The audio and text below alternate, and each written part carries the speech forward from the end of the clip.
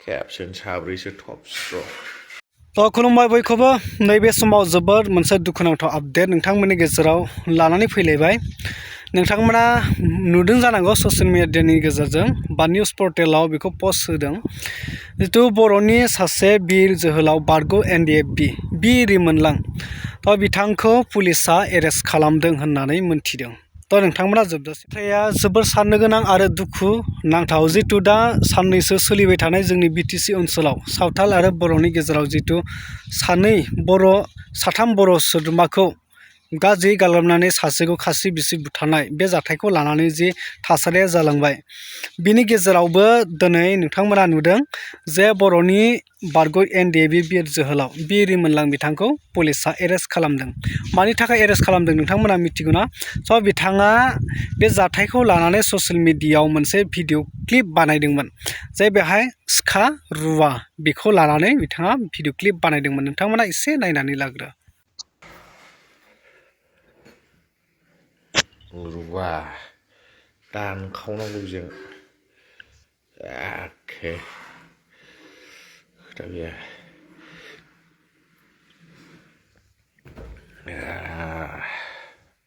Caption साब्रैसो top straw.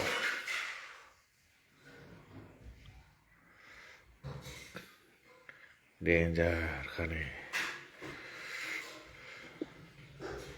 आखाइ फारनै फारनैयावनो स्लिंल' थांखागोन।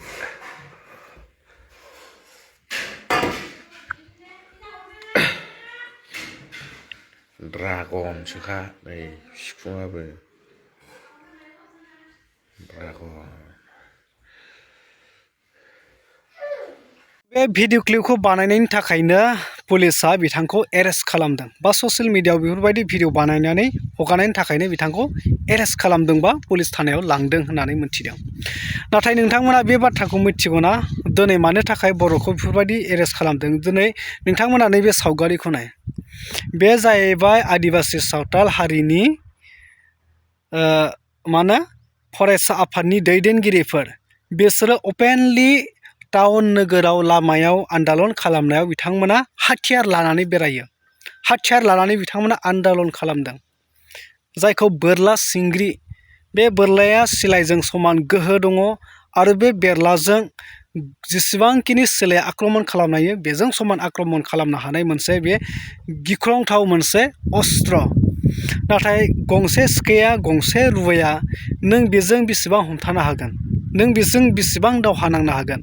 नाथाय नोंथांमोना मिथिखागौ बयबो मिथिखागौ जों बर' हारिफ्रा जिथु दाहाल थुंग्रि जाय तारुवाल बे तारुवाला जोंनि गोदोनि बर' राजाफोरनि बर' बिर जोहोलावफोरनि लानाय मोनसे आगजु आरो बे जोंनि हारिमुवारि मोनसे दाहाल थुंग्रि बेबो जोंनि कालचाराव गोलैयो। दा अब्ला बेखौ दिन्थिनाया मा गोरोन्थि जाखो?